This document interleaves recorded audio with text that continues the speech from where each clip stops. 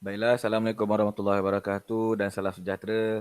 InsyaAllah hari ini kita akan masuk tajuk baru. Okey, tajuk 3 iaitu pengangkutan. Okey, jika tajuk sebelum ni kamu dah belajar tentang sistem pernafasan. Jadi pada tajuk ini kamu akan belajar pengangkutan. Okey, apa itu sistem pengangkutan lah. Okey, untuk subtopik 3.1 kamu akan diperkenalkan dengan sistem pengangkutan dalam organisma lah, unisel dan juga multisel. So, untuk pengenalan, ianya hanyalah secara umum sajalah. So, pengenalan ringkas tentang sistem pengangkutan yang ada dalam unisel dan juga organisma multisel. Okey.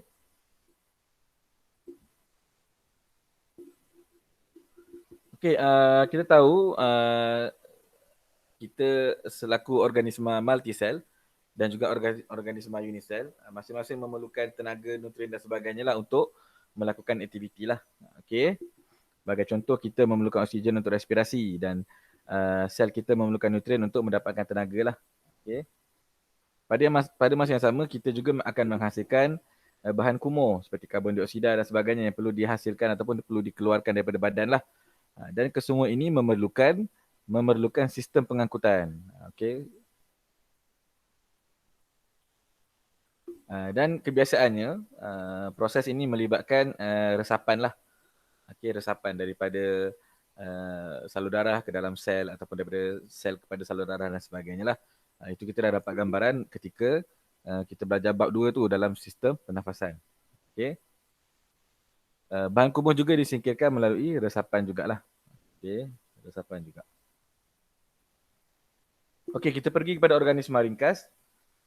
Okay, kita ambil contoh amoeba. Amoeba dia lain daripada kita manusia kerana dia tidak ada sistem pengangkutan yang khusus lah. Okay. Disebabkan dia adalah organisma unisel yang ringkas. Okay. Jadi bahan keperluan dia oksigen, air dan sebagainya akan masuk terus ke dalamnya melalui resapan lah. Resapan melalui membran sel. Begitu juga dengan bahan kumuh. Karbon dioksida ataupun bahan kumuh lain yang ingin disingkir akan keluar juga melalui membran sel. So dia melalui resapan ringkas sajalah.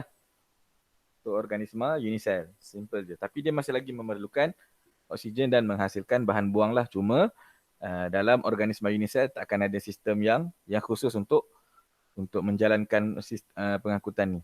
Dia hanya berdasarkan resapan ringkas. Okey.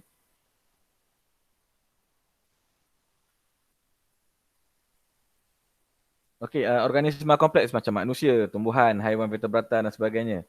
So disebabkan sistem kita yang kompleks yang memiliki pelbagai sel yang pelbagai fungsi, jadi kita memerlukan sistem pengangkutan yang efisien lah untuk mengambil ataupun menerima bekalan oksigen ataupun nutrien dan mengeluarkan bahan kumuh. Okey. So, sebagai contoh, kita memerlukan oksigen, kita ada sistem salur darah yang akan membawa oksigen lah. Kita juga ada sistem pernafasan sistem respirasi yang akan mengambil oksigen daripada persekitaran. Begitu juga dengan pokok. Pokok juga ada sistem pengangkutan yang tersendirilah. Di mana air akan diangkut melalui saluran xylem, manakala tumbuhan akan diangkut melalui saluran phloem. Dia ada sistem pengangkutannya tersendiri. Okey. So, kenapa kita kena ada sistem pengangkutan ni? Okey.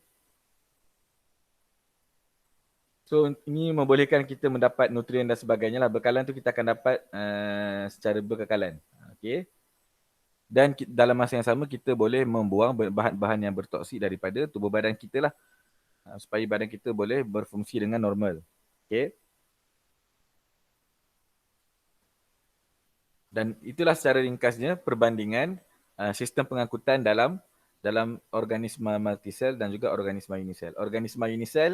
Organisma yang ringkas jadi tidak memerlukan sistem pengangkutan, manakala organisma multisel seperti kita manusia memerlukan sistem pengangkutan bagi membolehkan kita mendapat bekalan oksigen dan nutrien yang secukupnya di samping membuang bahan-bahan yang beracun yang tidak diperlukan oleh tubuh badan. Okay.